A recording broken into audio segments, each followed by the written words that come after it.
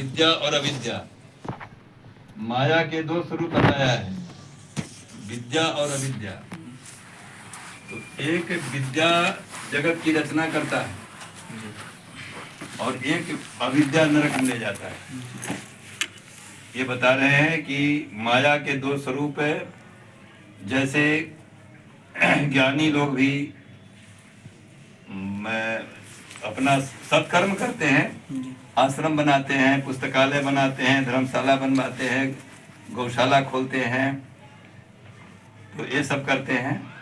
और जितने धार्मिक अच्छे अच्छे काम होते हैं ये सब करते हैं, माने ज्ञान मार्ग में रहते हैं और सतोगुण का उपदेश करते हैं, सतोगुण काम करते हैं। ये सब काम करते हैं और इसी सब के बंधन में बंधे रहते हैं, बंधे रहते हैं। तो ये भी एक माया का ही स्वरूप है, ये भी एक बंधन है। इससे भी जन्म मरण से छुटकारा नहीं होगा। ये भी विद्या वाली माया है। इस माया का नाम है विद्या। ज्यादा लोग इसी में रहते हैं, कथा करेंगे, गौशाला बनाएंगे, धर्मशाला और बहुत से माने अच्छे अच्छे काम करेंगे, बहुत बढ़िया बढ़िया काम करेंगे। अब उसी के बंधन में वो हमेशा बंधे रहेंगे। तो ये भी एक माया है, लेकिन विद्या की माया है। गुरुजी ये ठीक है। हाँ, ये ठीक तो है, ठीक तो है, लेकिन ये भी तो माया ही है, ये मोटी माया है। तो ये जो है ये भी एक माया का स्वरूप है और इसी बंधन में रहते। नरक उनको नहीं होगा जी, मनुष्य में आएंगे जाएंगे और अच्छे अच्छे काम करते रहेंगे। और एक अविद्या की जो माया है। अच्छा एक बात है, अच्छा मैं इसका और स्वरूप बताता हूँ जी। अगर इतने अच्छे अच्छे काम कर रहे हैं, सब कर रहे हैं, लेकिन इसमें यदि फंसे हुए हैं तब ये माया हो गया है। अब करते हुए भी सबसे न्यारा यदि रहे मन से कि यह मेरा नहीं है, ये सब प्रभु आपका है, भावना ऐसे बनावे कि मेरा कुछ नहीं है, सब प्रभु का है। हाँ, तो हाँ अम्बरीश जैसे अम्बरीश जी थे, महाराज चक्रवर्ती सम्राट थे। तो ऐसी भावना यदि हो जाए तो फिर माया से वो हट जाएंगे। सब करते हुए भी वो सबसे न्यारा रहेंगे, है ना जी। इसी में से वो अलग रहेंगे। लेकिन यदि इसी काम को करते हुए इसी में फंसे रहें, अच्छे ही काम में फंसे रहेंगे, तो उनको जन्म मरण फिर होता रहेगा। और बंधन में बंधे नहीं, माने वासना के उनको बिल्कुल उसका छेदन है, वासना उनको न रहे, तो वो इससे उनको भक्ति मिलेगी, पराभक्ति मिलेगी और फिर संसार में नहीं आना। अच्छा अविद्या की माया मैं बताता हूँ, वो बताए हैं इसमें राम जी लक्ष्मण जी को बता रहे हैं अविद्या की माया क्या है।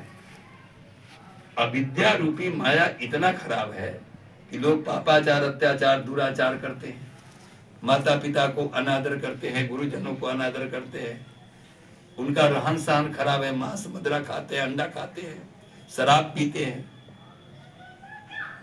चोरी डकैती वेश्यागामी करते हैं। ये जितने गर्हित कुत्सित कर्म कुकर्म है, किसी को मानते वेद शास्त्र सत्संग साधु महात्मा ब्राह्मण किसी को नहीं मानते, धर्म कर्म करते नहीं है। ये है अविद्या की माया। ऐसे लोग भगवान कहते हैं लक्ष्मण जी से कि नरक में ही तो जाते हैं। ये अविद्या की माया, अविद्या वाली माया जो मैं बताया वो है। अविद्या वाली माया में वासना यदि न रहा तो वो माया नहीं रहा, वो फिर पार कर गए। तो विद्या अपर अविद्या दो प्रकार के माया का स्वरूप बताया है। बात तो समझ गए ना सब कुछ?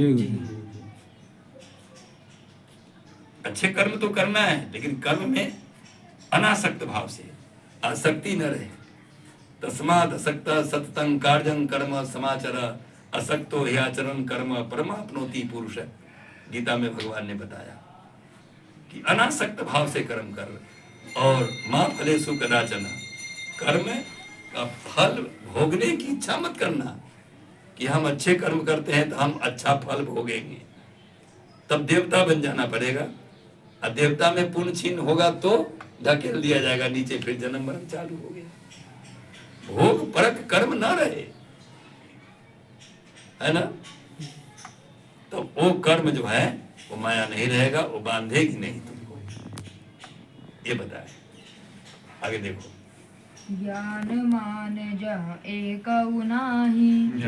बता रहे हैं, थोड़े में समझा रहे हैं लक्ष्मण जी से कि सत रज और तम, ये 3 गुण होता है जी।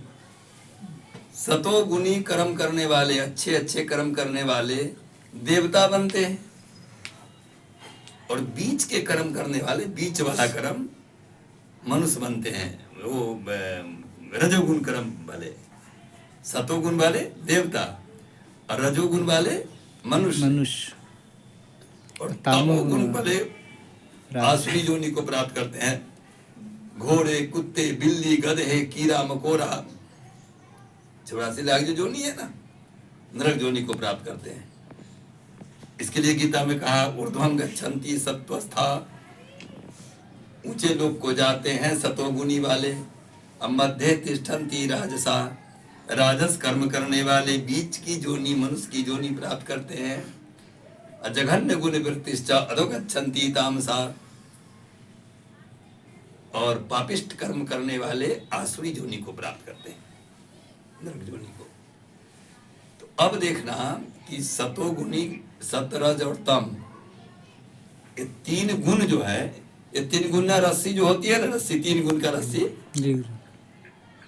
तो ये माया की जो रस्सी है ना, माया की जो रज्जू है रस्सी, ये 3 गुण ना रस्सी है, सत रज और तम।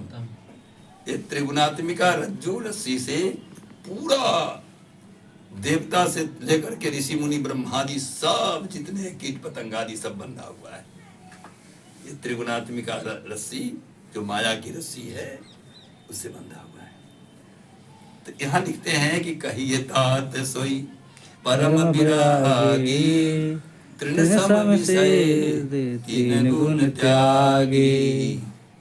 हे तात, हे लक्ष्मण, परम विरक्त, वीतराग, परमहंस, अवधूत महापुरुष उसको कहना जो 3 गुणों से हट गया है। ये 3 गुण माया का स्वरूप है। सतोगुण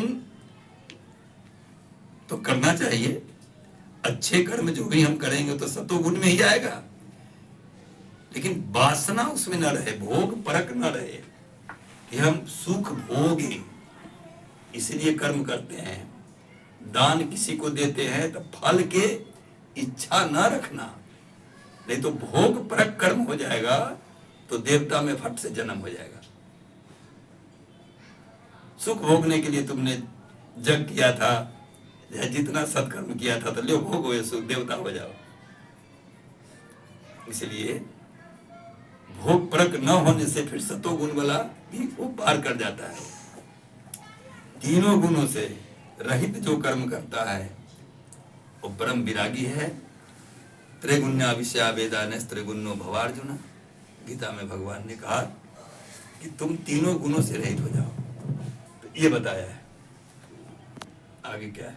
ज्ञान वह है जो मान आदि एक भी दोष नहीं है, अर्थात अहंकार, स्त्री, पुत्रादि, देह गेह घर विपरीत ज्ञान है। ये सबको अज्ञान कहा जाता है, इसके विपरीत ज्ञान ये तो है। दोषा अध्यात्म नित्या विनिवृत्त कामा, द्वन्द्वैर्विमुक्ता सुख दुःख संज्ञैर्गच्छन्त्यमूढा पदमव्ययम् तत्। सारी सिद्धियों के लोग ज्ञान मोक्ष प्रद भेद बखाना, ज्ञान मोक्ष प्रद भेद बखाना। परंतु हे भाई लक्ष्मण, मैं जिस